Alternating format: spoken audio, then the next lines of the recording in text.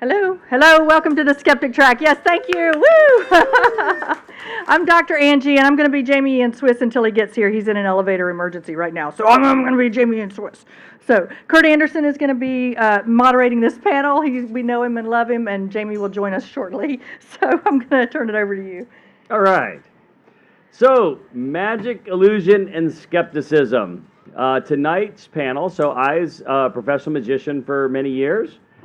John Armstrong, professional magician for many years, and Jamy Ian Swiss, who will be here shortly, professional magician for many years. Many years. Many years. I would say between the three of us, we probably have over 125 years worth of experience. Sure, I guess, yeah. Yeah, right? Yeah. So, and we each have had kind of different paths to skepticism in like a broad term. And I guess we can each talk about that. Do you want to give your like path or how you see skepticism and magic intertwining in your life as you developed as a magician or a skeptic? Well, as a person, like it was. I mean, I could only speak for myself, right? But like, sure. As a person, when I got into magic in general, I think really one of the first things that really interested me in magic, I grew up in Orlando, Florida, and was basically lived at Walt Disney World, and trying to figure out how like the busts were following me in the Haunted Mansion, and why I could see the ghosts, but the ghosts, all that sort of thing.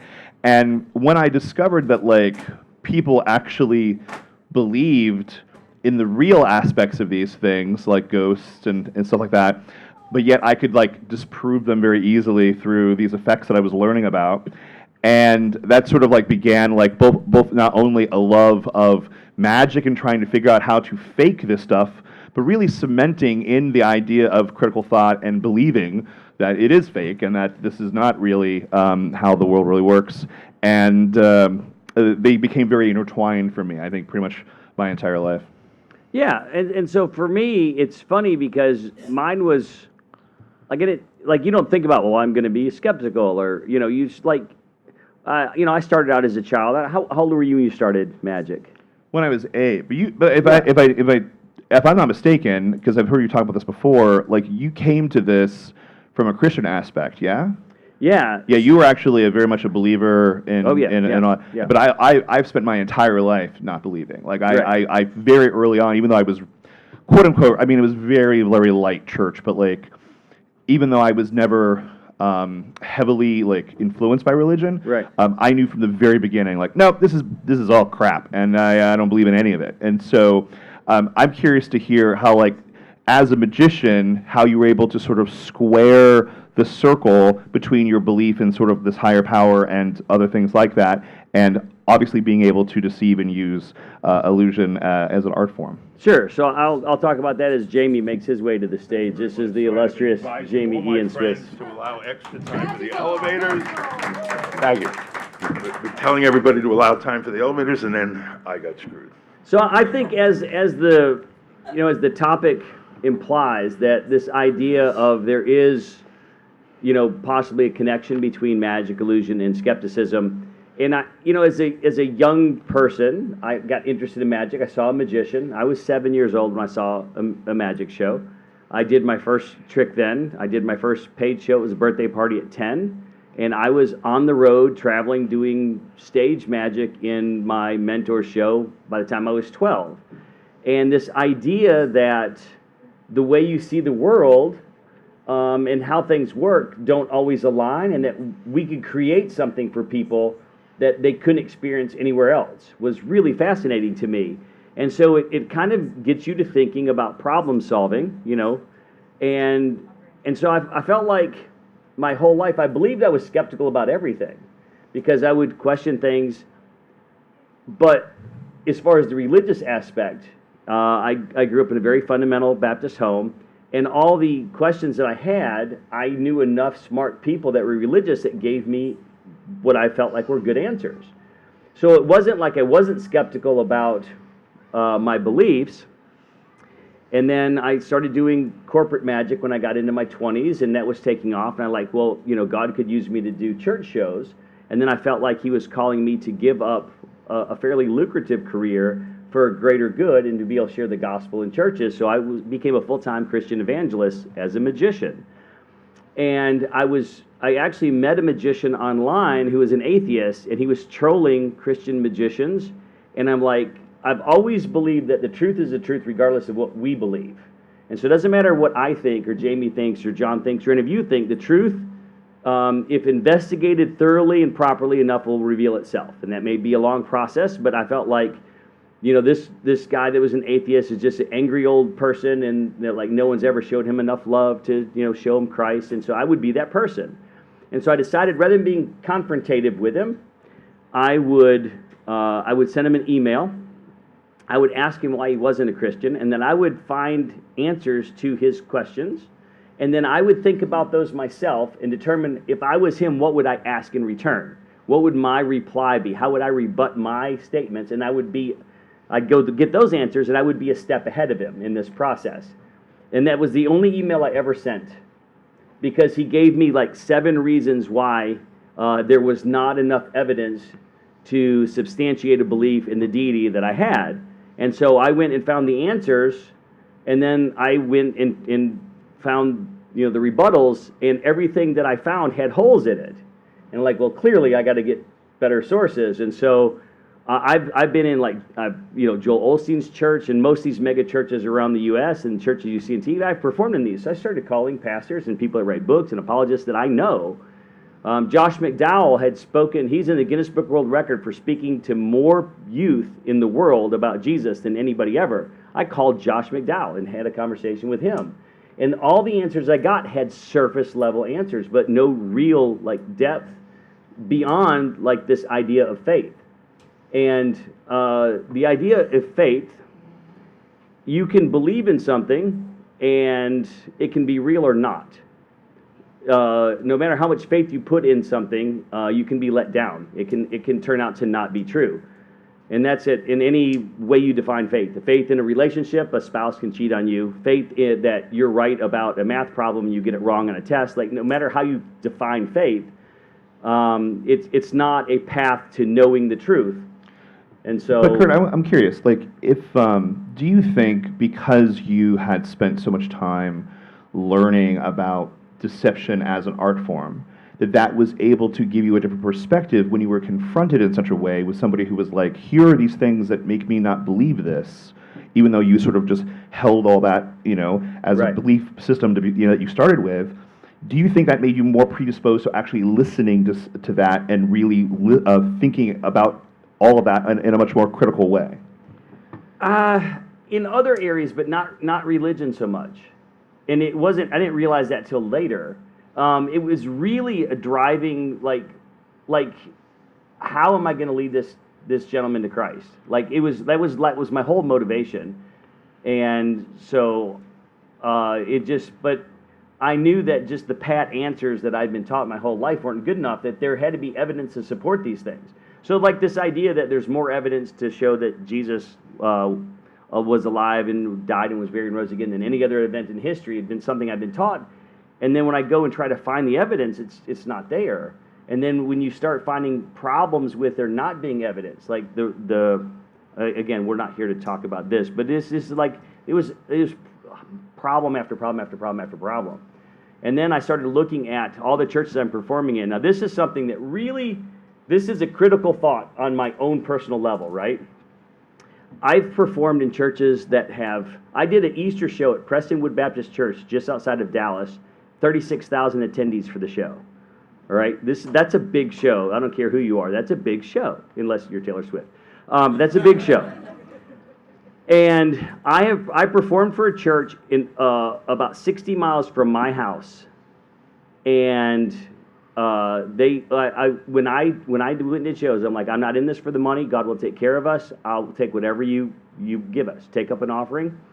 We went and did an 1.5-hour show. Traveled, it took an entire night to get there, set up, do the show, take down, come back. We got 6 hours in this thing, and we received $14 and some change. And they didn't keep part of the offering. I've seen churches do that. This church was 115 years old and never had more than 20 members attend. And the woman that invited us took us back to her house, She's a widower. She cooked us a meal, took care of us. She was on a fixed income, and she determined exactly how much money it took to pay her bills and buy her groceries, and she gave everything else to the church. And every Thursday she went out to her community, and she brought food to homeless people, invited people to church, went to teenagers' house, invited them. The pastor didn't take a salary. So this church had 3 people that were completely and wholeheartedly dedicated to having this church be a beacon in their community and have people get saved. And I went, wait a second. This church is 100-something years old. The membership's never grown, with 3 people have given their entire lives, the widow's mite, as you might say, to doing God's will of a clean and whole heart. Ask anything you will, and if there's 2 or more gathered together, I'll give it to you. These people did this every week, and the church never grew. And Rod Parsley has a church where he's making hundreds of millions of dollars in his career there as pastor. And I started looking, and I went, every single church I know that's flourished, the commonality is they had a pastor that was charismatic and a good business plan. And I went, if you look at the data, this doesn't hold up too well. So Curt, let me turn the question in a little different way. 36,000 people were at that show. Yeah. How come you're the only one that took a different, they all have the same possibility, potential, ask these questions, see the holes in the evidence. Right. So rather than ask if your background in magic made the specific difference, a legitimate question that we're going to address here. Sure. But I think there's a different answer, actually. Right. Yeah. And I'll lead to that answer by asking you the question. What made it different for you? So I've asked myself the same question, right? That's a tough one because in part, I feel like, because no one led me away from my religion, my faith. It was a terrible, awful, horrible, it was worse than losing my mother, which was the most traumatic event in my life up to that point. It took over 10 years for me to go from being a highly dedicated follower of Christ to being atheist. And in some respects, I'm like, it's amazing that I ever was able to walk away. And then others, I'm like, it's so obvious now. It's amazing that I didn't. And so the answer's got to be the answer to that question. And I believe that one of the biggest aspects for me personally, I can't speak to others, but it is so easy to believe something that you are taught, especially dogma, which political policies and religious policies and things like that, when they're taught to you from somebody that truly loves you and you love and respect. So my parents would never purposely lie to me, but some of the things they taught me weren't true, and I accepted them because they were always good parents. They took care of me. They loved me. They wanted the best for me. They supported me to get into magic. They bought me all the magic tricks that they could afford until I was doing shows big enough. They're like, well, you're buying that on your own. So your sense of community, my sense of community, all of my friends, all of my family. So you have this bubble that you live in, or at least I did, and to walk away from the faith, I had to be willing to give up all of those relationships. And I don't think that people believe necessarily because they're stupid. I think sometimes it's a defense mechanism, and that the possibility of walking away from what is unreasonable is more difficult than facing the idea that you could lose like your family relationships, your friends, your church community, and things like that. So for me, that's I think it was a big part of it. And when you're taught something from somebody that you truly love and respect, it's really tough to let that go. We are, psychology tells us we're social people, and we need community, whether we're introverts or extroverts. We need that community. And so you have to be willing to put that at risk. But in response to John's question, essentially you are saying, if I understand you correctly, that for whatever the reason, and it may be partly mysterious even to you, which is understandable, your interest in magic, your study of magic, is not in and of itself what led you to... No, but I think it gave me the tools. Gave you some of the tools. Gave me some of the tools. To ask and to Right. look for. Because in creating magic or understanding magic, you have to find an answer that's not readily available. Right. You have to create something that isn't natural and make it look Yeah. natural. Right. Right. And so do you have a similar experience that Well, I echoes mean, I this? never had to like, and again, I came from, like, I was basically an atheist, like, from the get-go. Like, Yeah. I never, like, and not only an atheist, but like a skeptic. Like, I always viewed any sort of thing through the lens of critical thought. Like, it was just sort of how I've always thought about things. And the more I was learning about magic, it was easier for me to then apply those type of problem solving that happens when you're trying to figure out the best method for the best thing to apply to other things. Like when I would see people who were falling for X scam, this type of, right now, like just even like people who just like do online scams, like stuff like that, like just using that lens of critical thought. Like it became very, very easy for me to do all that, which is why I was asking that question before. The thing that I really caught on to when you were talking, though, Curt, is that I just love the idea of trolling Christian magicians. I just want to do that more. Can we just do that? It Can we just do worked. that? What I like about that story is it worked. So here's what's funny. Which shows you there's more than one way to communicate skepticism. Yeah. So here's what's funny. So you guys know Master Payne, the Yeah. magician from Sure. Seattle. Yeah. It was him.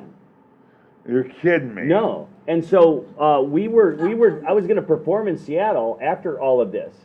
And so we took a trip, and so I invited him to dinner. This would be a lot funnier if you had any idea who Master Payne was. Right. If you guys knew who we're taught that we know, oh So man. this is going to make a little sense to them. So I invite him to dinner to tell him thank you, right? So we go to dinner, and I said, hey, I sent you an email 14 years ago. I told you this was a long process. And I said, you were on this website for magicians, the cafe, and you were trolling, the Christian aspect of this. And so I sent you an email and asked you why you weren't Christian. And he started to freeze up. He looked like a cornered possum in a garage. And it dawned on me, he thinks I'm here to convert him. Right? He's thinking it took me 14 years to find answers to his questions. He looks very uncomfortable. And I'm like, no, I'm not here to convert you, dude. Like, I never got good answers to your questions, and so I am now atheist. He's, oh, okay. All right, let me buy you a beer. And so it was pretty funny, but I've never seen somebody be so happy to be so uncomfortable to so happy in such a short period of time. It's a wild story, but I actually do think there is something to be noted about the fact that there is no one way. There are some people who would tell you and insist that there's only one way to properly communicate things, change people's minds, etc. And you can do social science, of which we have plenty, that there are majority ways of doing that. There are there are ways that are more likely to be successful than others, and getting right in somebody's face and going, there is no God, get over it, is not maybe the majority plan for success, but it is a possible plan for success. I think that's something I really, 35, 40 years in the skeptic world, and I really object to the notion that there's some way that somebody's going to tell me the way to communicate people about skepticism. I do not believe that. And in fact, my own personal approach, besides trying to be informed about subjects that I speak about, and no skeptic is going to be equally expert about all subjects, and that's something skeptics should also keep in mind. But ultimately, for me, my guide has always been to speak the truth as I see it. I have a question for you, Jamy. In your experience, because you've been very active in this community for such a long time, would you say that there was any sort of magic connection, or you used magic in any way, or used the critical or the process of being a magician in some way to, I wouldn't say convert, but at least get someone thinking away from whatever they were sort of, whatever trap they were into? Yeah, I don't know. I have used magic in many ways in the skeptic part of my career, but I don't know that I've ever used it much directly to change someone's mind or make someone question. I mean, on a fundamental level, I guess specifically with regard to psychic phenomena and belief in psychics, that's Sure. a little different. That's a little focused, and that's something that not just in skeptic programs or events, but even in my general, especially when I was doing a full mentalism show, I was making that part of the idea of the show. I was trying to provoke. I think good art is provocative, and I was trying to provoke both sides. And that still underlies part of my thought about doing mentalism and however I do it, which is to say, to provoke believer to do something that's an absolutely convincing demonstration of mind reading, which we are able to do, and then stand there and go, it's not. The question that should present to the believer is, how would you know the difference? By me demonstrating this, you can't tell the difference. How would you judge the difference? That's the question for the believer. But for the skeptic, who automatically, doesn't matter what you show them, they're not going to believe it, right? It's also, well, how would you know the difference? And part of the question, part of that speaks to the idea that not every magician, for example, much less a person in an audience, is actually capable of debunking. Randy always said and this goes back to Houdini at very least, you get a question that says, well, if you don't want us to believe in this stuff, why don't you just tell us how it works? And Randy would always decline, and I always decline, because the problem is I can only show you a little piece. I can't show you what a lifetime of, you can't go to school for what we three guys know here. And so I can only show you a little piece of it. It's similar to if I'm talking to about card cheating, and a player says, can you show me how to prevent or how to catch somebody dealing from the bottom of the deck? And I always say, well, I can give you a hint, if the top card starts getting a little dusty. But I'm not really going to show you a bottom deal, because if I show you a bottom deal and I say, now you got to watch out for there's a common thing we talk about with bottom deals, knuckle flash, the way the finger moves off the bottom of the deck, and you get this little look at a knuckle that normally you wouldn't. If I tell that to someone who's not expert, now they walk into their next poker game. This is a real thing. And they're not getting cheated at a casino. They're getting cheated at the weekly poker game with their buddies.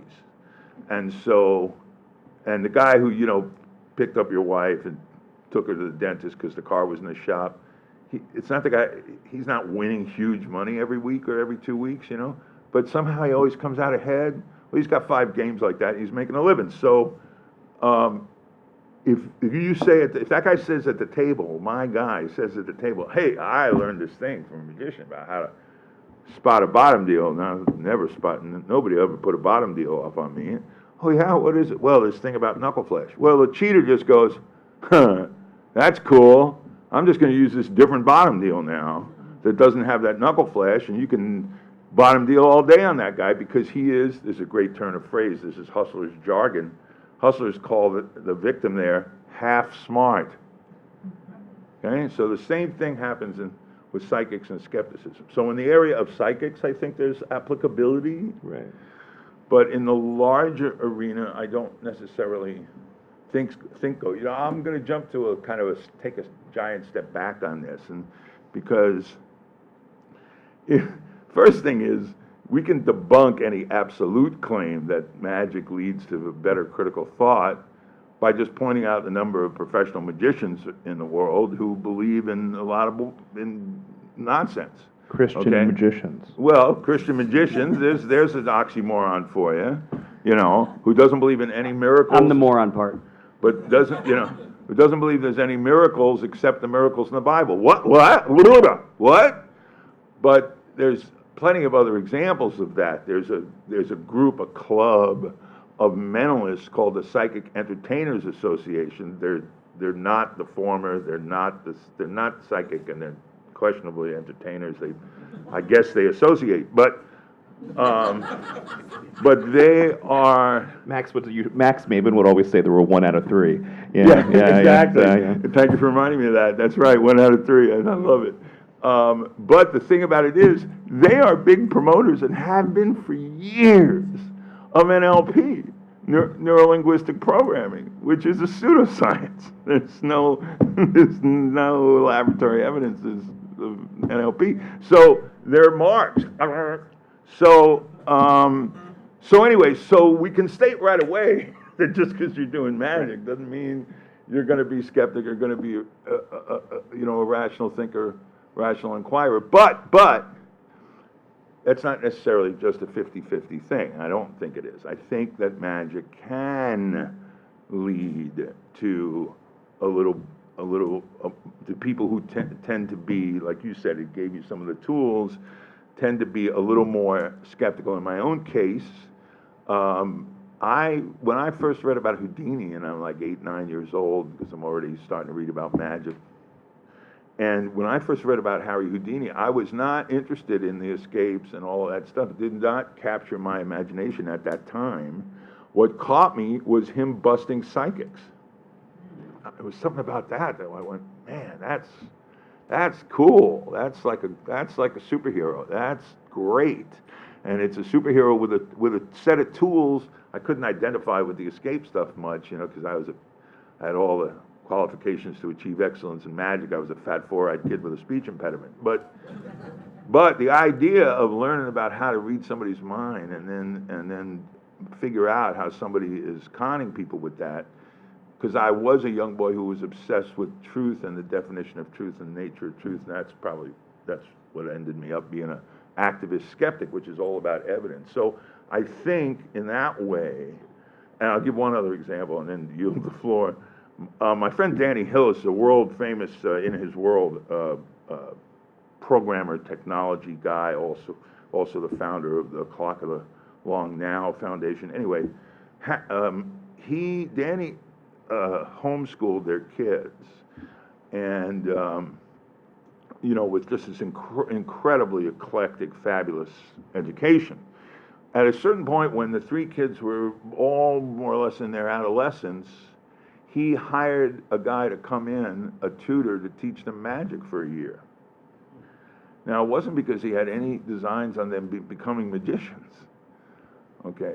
But Danny said to me, he said, there's a fundamental lesson you get when you learn magic, especially when you learn magic as a kid, which is things are not always as they appear.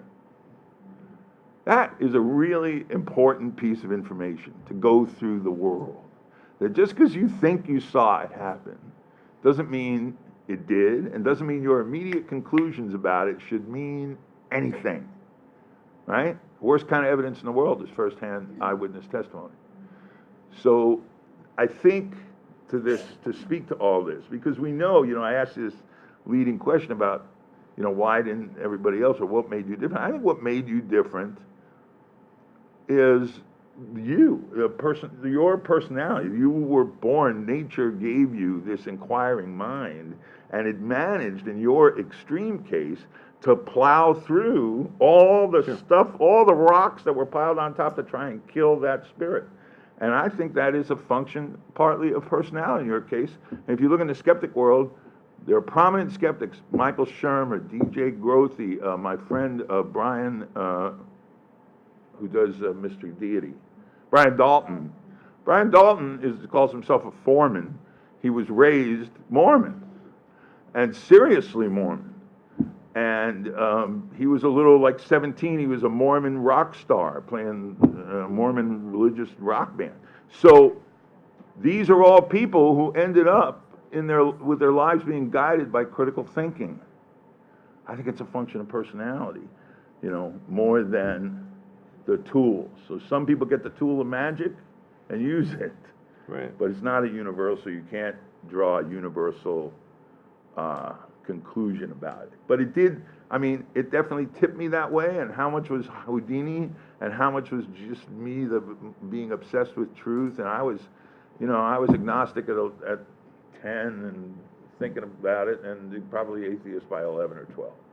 And this is a lot more broad than just the religious aspect. It's like you were talking about, like falling for computer scams or buying homeopathic remedies or believing in psychics or ghosts or denying science and, global warming and things like that. Like it's more than just that. And it's not just like your environment. It's not the nature versus nurture. It's a combination of things. I think it's got to do with, like you said, who you are as an individual. My brother grew up in the same house as me. He is smarter than me. He's a high-ranking engineer, and he wholeheartedly believes in his religious beliefs, and the earth is 5,000 years old. Boom. And that evolution is not real. That's just a thing that universities teach, is so that people will start believing in other stuff that they want to teach them. And and he is What a weird gateway drug. right. Yeah, and he went through Foundation Coalition on a high-end scholarship in an engineering program and graduated with all A's. So, Right, so this is a really interesting question, and it's a question that skeptics get faced with all the time. If you're the skeptic in the crowd, in the social circle, you've been asked this question countless times. You've been asked this question countless times, because we come upon somebody like your brother, and he's just one of countless examples, and go, well, how is it that somebody can believe something extraordinary, ridiculous, impossible, and are they smart? Are they actually smart? What is happening there, right? We see that all the time. We see it today in the political environment, and in sources of information that people use. So I really think, and it can be really problematic trying to understand that. And I think the way to think about it is that critical thinking is a particular thing that is not to be mistaken with intelligence. However you want to define intelligence, intelligence is a thing, and it makes itself apparent in many, many ways in a person. And in that person, if we grant for sake of conversation, this person is pretty intelligent, your brother is clearly intelligent, then we cannot equate that or assume that critical thinking comes with that set of options, right? Doesn't come automatically with that car. That you have to add the critical thinking module in order to be able to think clearly about the world. We have far too many, unlimited examples. People tie themselves in knots trying to explain why is it when we come across these examples all the time. There's somebody in magic who has a big electronic library. Yeah. So, Yeah. right? And then Yeah. how many times does that question come up?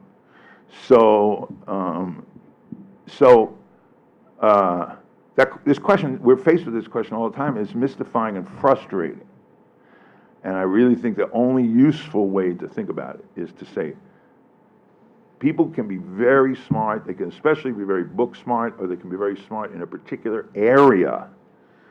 And it doesn't mean that when they take their head out of that, and here I'm not putting down book learning or scholarship at all, but when they take their head out of whatever their area of strength and knowledge and expertise is, and look at something they have no familiarity with, right? This is where the rubber hits the road. They look at something I have no familiarity with, and the issue is one of critical thinking, where you're presenting a bad idea with bad evidence. And you expect that person to be able to detect that, and they can be completely incapable of it because they are missing the rational inquiry, the critical thinking module. And it is not uncommon. We have to stop thinking of it as a rare thing. It's not that rare any more than it is for the fact that intelligent people are believe in fundamental religion or various types of religion, because that's a little different, I think, because it's not only about critical thinking, but it's also about compartmentalization, and religion makes some people feel good. It makes me feel creepy, but it makes some people feel good, right?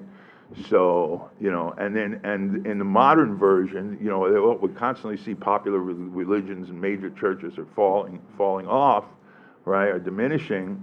But what we don't take a close look at is, then how many people identify themselves as, but I'm spiritual. I'm spiritual. I don't go to church. I'm spiritual. Well, if you push that, if you dig down in that spiritual thing much with a lot of people, now you're gonna you rub that spot, and what you come up with is what I call epistemological hedonism, which is to say, if it feels good, believe it. Right?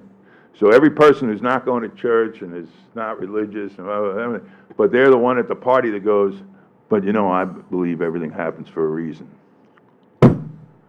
Okay, you got something going on in your brain, you have some of those cells working, but when it comes to the critical thinking module, the moment you issue that sentence, you're missing the module.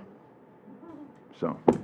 All right, so leading off of that, I'm curious then, because in my experience, like when I was really, really very, very involved with the Center for Inquiry and A-Youth and things like that, back when we were doing all that, the way I was hopefully approaching people and getting them to be, to hopefully start themselves down a road through clinical, to put in the module, as you, I think, really well said, was using magic as a way to start the conversation, right, to get them along with this idea that it was something to genuinely think about, because if this works this way, and you had this amazing euphoric feeling when I did this magic for you, and now I show you how it works, and now you feel extremely disappointed. That was a great way for me to then lead into what then would be necessary to put in the critical thought, right, to hopefully lead them, right, to that kind of path.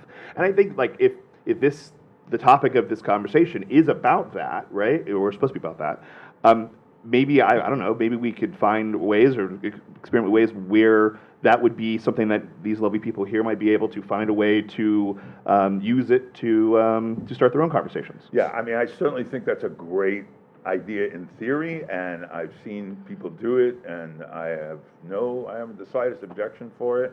But I've also seen countless examples of the response being, yeah, but that's a magic trick, and we're talking about something real and important. And there's that disconnect, and they're not crossing that line. Like, right, they're not just going to take that as being relevant. But I don't think it's binary. I think my point is, I think it's a one of the possible pathways. Yes. If that pathway doesn't work, let's try another. I totally agree. So one of the tools, right, to me, and if you can kind of point out some of the tools and why they work for us as magicians and how they could cross over, is potential, because you can lead somebody to water, you can't make them drink, again, but so as a magician, when you're trying to create this illusion of something being, supernatural or, unreal, or, a sense of wonderment, however you want to kind of look at that, virtually everything we do has something that we have to hide or cover up. All right, there's a magician can watch somebody else. Like your example anyone who sees magic sees a magical illusion, by definition, doesn't know what happened and didn't see what actually happened. Right, but your knuckle flash is a perfect example, because until you tell somebody, they never see that. If they see it, they don't know they saw it, because they don't know to look for it. Right. But a magician goes, you see it, and you know immediately, right, what somebody did.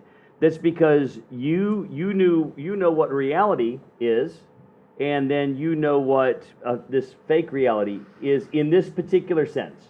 In this particular sense, because your area of expertise, right? You're talking about magicians recognizing the methods of other magicians. Correct. Right. Right. Because it's your area of expertise. It's not a larger thing. No. Right. I'm saying this is a tool that you have. Yes. Right. It's very fine tuned. Right. But it took tremendous amount of practice and paying attention to spot these things. Yeah. And so we can't always know what's going around, but if we take the time to look for something that stands out, is why did that take place? There's sometimes one of the greatest joys as a magician to see somebody do something and you have no idea how they do it. That's beautiful. But then if you watch it on TV, for example, and you rewind it 3 or 4 times, you're like, oh, that was just masterful how they used something that I know, but they did it in a way I didn't realize it. So it's kind of that same skeptical process. This okay, let's think about this. what makes sense, what doesn't make sense. You don't have to fully understand something to go, it's just like the belief in God, right? I would say most atheists don't say there's no possibility that any God exists. Now, there are some that do, right? This is kind of a spectrum too. But a more reasonable position for most atheists are, I have seen not enough evidence to believe in any particular God that's ever been presented to me. So it's this idea of using these tools of looking at things that we can't explain and say, if we can't explain it, we just don't accept this or that. But and this then is we on look an into it individual more. basis of someone who does magic. Or have you used magic in this way that John is asking about? Have you used magic? So I've used the tools on how I approach like building a trick to okay, this makes sense. How can I make something that doesn't make sense make sense? And then like that process of like reverse engineering. So then I started looking at these churches, right? And reverse engineering what I'm seeing. Right. And instead of going, oh, the Bible's true, therefore this is true, this is true, this is true. Sure, so you're using the tools in your own analysis. Right. But you're asking a specific thing about Yeah. actually how to use magic. And I would put the question back to you, since you have used it, tell us more about it, because I actually have always been a little sort of grumpy about this for lack of a better word, in the skeptic world. There was You were grumpy about something? There was there was Psychop many years ago. They created, they decided to create a program for teaching people, skeptics, teaching people magic and how to detect fraudulent psychics. Right. Like, it was all right. Yeah, I know exactly what you're talking This guy about. Henry, this Canadian guy Henry Gordon, and some other guy with him. And I strongly objected. Frankly, Randy and myself and Ray Hyman, we were all like, that's not a good idea. That's Well, not a good idea, because that's just the skeptic version of half smart. You're putting an army of half smart people out there. Fully agree with you. That's not what I'm talking Right. about. Because that's basically like saying, trying to build like a toolkit for like the, it's like Ghostbuster franchises, basically. You're like, Exactly. you're essentially like, okay, Exactly. we're going to Exactly. give you these 3 tricks, and these are the ones you're going to be able to use to debunk these spiritualists, and that Exactly makes right. no sense. Exactly right. What I'm talking about is starting a conversation with somebody by illustrating the idea of introducing critical thought into their lives Right. by doing magic, explaining how the trick works, and then showing how these things can actually Right. that led to this belief at first that you thought was a miracle, that these people thought were an amazing piece of magic, Right. and now instead of it being an incredible piece of magic, we're using these tools to then create this I falsehood. certainly have no objection to it. I mean, I assume you had some particular catalog of select items that you Yeah, found. very, very basic, like coin vanishes and things like that, where I don't think I'm going to destroy magic by Sure, saying sure. this is a French drop and here's Right. is how this works. Right. So, and that type of, it allowed me to open up the conversation to get there, so that we could actually then talk about more important things, not just how Right. magic tricks work, but where critical thinking comes from, how to learn more about, learning more, basically. And I don't know if, I can't say definitely it worked, but I know there are people now who were definitely more on the agnostic / spiritual type person, Right. who are now very much actively involved in atheism and or have left that type of thought I process think there's behind. an infinite number of gateways to trying to open people's eyes to critical thinking, and clearly that's a possibility. Right, I mean, there's always gonna be I never shut really eyes. did it that way, because I think I'm sort of aesthetically discomforted by going, okay, here's how this works, to anyone other than a non-magician. That's not a concealed objection to No, what no, you no, do. I don't take It's a that. personal thing. So I never found it. But, my friend Peter Boghossian wrote a book called A Manual for Creating Atheists, and he's a guy who does this street epistemology, and he's incredibly good at it. It's bizarre. I've watched him do it many times, and I'm completely incapable of it, of just arguing people out of belief.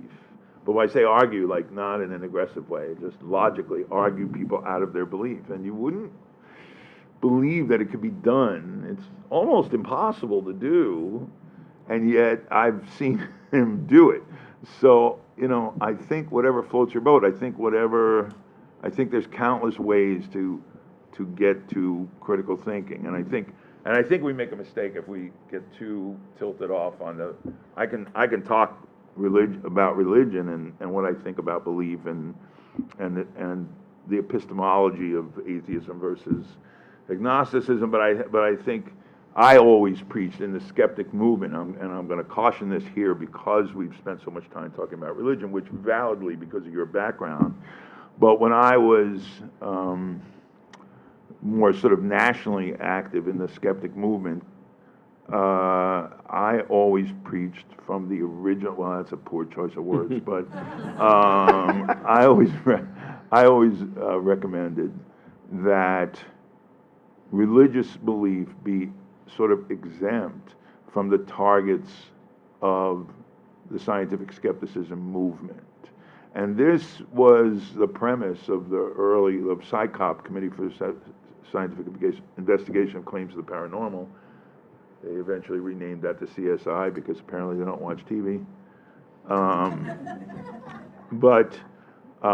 And basically Randy and a number of, I dare say, prominent thinkers in the skeptic world operated from that premise. And the reason we operated from that premise is because I think because religion is commonplace, but not every religious believer is lost to the possibility of skeptical thinking and rational inquiry. And to me, the purpose of skepticism, so I'm sorry to depart here for a moment, but I think it's important because we've talked about religion here. I think that atheism is sort of the unified field theory of skepticism, but there's a lot of steps along the way. And if I can get somebody to learn something about critical thinking and make better decisions, okay, because bad thinking leads to bad decisions, leads to bad outcomes. The anti-vax movement, which is about bad thinking, led to bad choices, bad decisions like by school boards, right, that led to bad outcomes that increased mumps and measles in California and endangered my children's lives. Bad thinking leads to bad choices, leads to bad outcomes.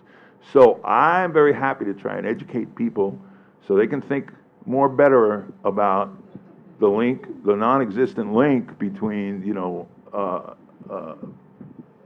autism and vaccination, for example. And I'll let them worry about whether they believe in God later. If they get that far, fine.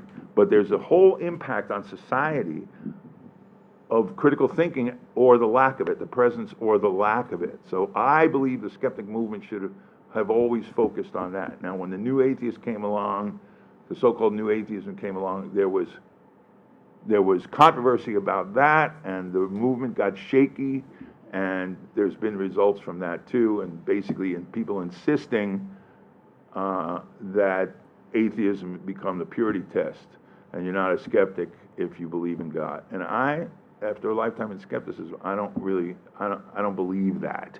And if you are interested in those issues, go to YouTube and find there's a lot of my talks, but go to YouTube and find my talk, the overlapping majesty.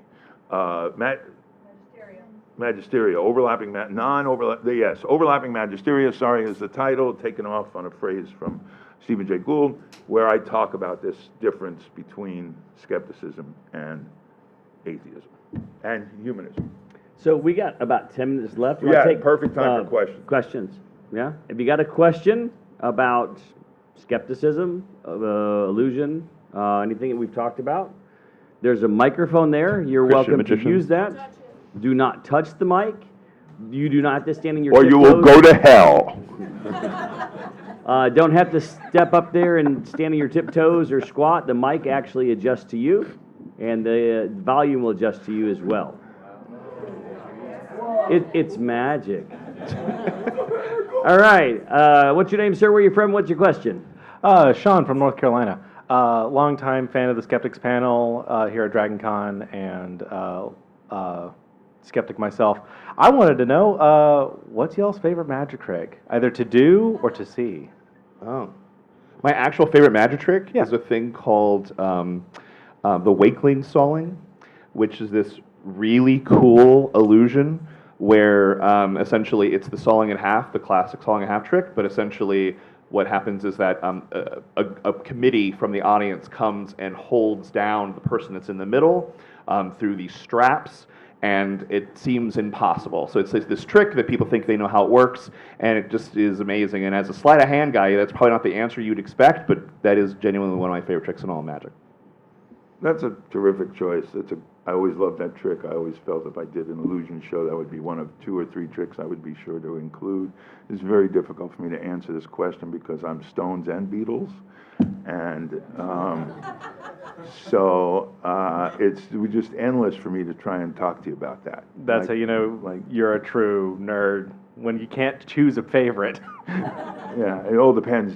I have a huge repertoire myself. I have favorites in my own repertoire, but I can't pick one. People ask me, I can't pick one. It depends on the situation I'm in, and so on. And the same thing with tricks I watch. I mean, John's answer makes me think if I tweak the question, forgive me. No, go for it. If I tweak the question to like great tricks I have seen, right? Then I would say Tiny plunger. What's that? Tiny. It's one of my tricks. It's a trick that paid for his house. He's not lying. I would say, oddly enough, another version, possibly, of the sign that was done by the greatest illusionist, what we call grand illusionist of my lifetime, although he's now passed, which is a man named Ricciardi, who did actually 2 of my favorite, the greatest stage tricks maybe 3 of the greatest stage tricks I ever saw. And one of them was a levitation, which is absolutely stunning. But the other was a sawing in half that was completely different than the traditional approach, in which he sawed a woman. And he basically had a bunch of medical techs, like his assistants were now all come out and they dressed in white. And then he had the young woman come out, and he would douse some ether or something on a handkerchief and put it over her face. She'd pass out, put her on the table, and now bring down this giant buzzsaw, and as he was cutting through her, there was blood splashing, and it was a mess. And then when he was done with that, he'd come to the microphone and say, "And if you'd like to come up and examine this, line up on the left and file across the stage." And he would invite at the Felt Farm in New York City, by Madison Square Garden, he'd invite the audience to file by and look and go, "Blah!" Right? And unlike every other version of the sawing in half in the history of magic before or after, he did not put her back together. Instead, that's a really interesting thing, see? Because if you make something disappear and you don't bring it back, that bothers people. It does. It absolutely does. And in the civilized days when we used to smoke in bars, and I am that old, my favorite opening thing was to take a lit cigarette, right, and make it disappear extremely cleanly with my sleeves rolled up, and I was wearing a vest and whatever. And it was probably the greatest close-up trick I ever did in my life, and I did it every night. And what would often happen 3 tricks later is somebody would go, "What about that cigarette?" Because it was really bothering them, like, "Fire! Like, where is it?" Right? And I would say, we have to move along, but can't live in the past, even if the rent is cheaper. So with Ricciardi, this was a very ballsy thing to do, not just the blood and guts, but to not make it okay, to not put them at rest, to not say it's okay, the bunny lived. I was skipping ahead a few things on that remark, but okay. So I think that was fantastic. And then he would come to the microphone And he'd say, people ask me about this, and I love overhearing the remarks of the audience. And one of my favorite remarks is I hear somebody walk by and they say, well, it's a trick. And he would say, and this is brilliant because it really turns people back on themselves about how they think about magic. Like, that's not a solution, right? And he would say into the mic, this is the end of the night, end of the show. And he'd say, but it's true, because I can't kill, that's my daughter, and I can't kill my daughter every night. Good night. So. Nice. Wow, I wish I'd have gone first. Jeez. Professor's nightmare, is what Right. he's going to say now. Professor's nightmare. No, so, right. So I'm just gonna go vain here. The favorite trick that I've ever done. So in thinking, like, in my mind, most of the people think of magicians as either birthday party guy or Las Vegas guy, and the truth is most people that make a living aren't either. So how can I be perceived as Las Vegas guy without the Las Vegas guy budget? So I was able to book a car vanish in my local town, and then I have a habit of, like, having grand ideas and then figuring it out later. So I booked this, and I had to go build a way to make a car disappear. And it worked out really well.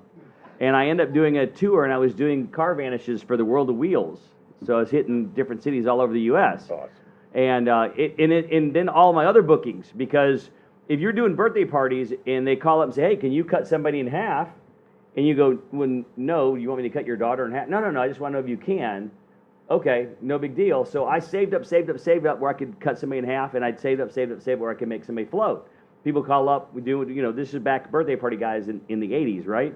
And like, hey, can you cut somebody in half? Yes, I can. And it'd be the extra $50. Like, oh, no, we don't want you to do that. But I would want to know if you can. Would know if you can. So my bookings went way up. So I was like, what's the biggest thing that I could do to get my bookings to go up that no one's going to ask me to do? And it was make a car disappear.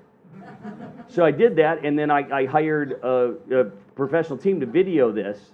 So I had this for, like, all my promos. So I sent stuff out, and I go, does this car vanish? And so bookings went up again. Well, I had somebody call me, and they wanted me to make a Lamborghini disappear for a big corporate function. They're going to give it to the CEO. And they're like, here's the deal. It's got to be on stage the entire weekend where people can come up, get in the car, get their picture made with it. And then the last day, you have to come up on stage with nothing on there, make it disappear, and the stage has to be clean when it's done. And the stage, you can see under the stage, and directly behind it is a 60-foot screen, and they're going to have a jib cam and a live walk-around cam, and they're going to show this on the screen the entire time. And I went, well, the way I do it, you can't do it that way, but give me a little bit. So I figured out a way I thought it could work, and so I decided that for the first time in my life, I would really over-pitch the price on this. And so I was like, well, this is what it's going to cost me. This is what I would normally charge. I'll double this, and then I'll add some on and see what they say.